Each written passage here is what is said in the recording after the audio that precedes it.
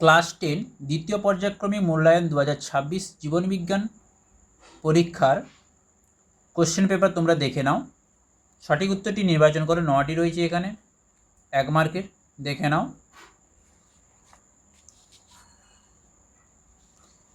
একটি বাক্যে উত্তর দাও, বিশদৃশ্য রয়েছে, শূন্যস্থান পূরণ রয়েছে,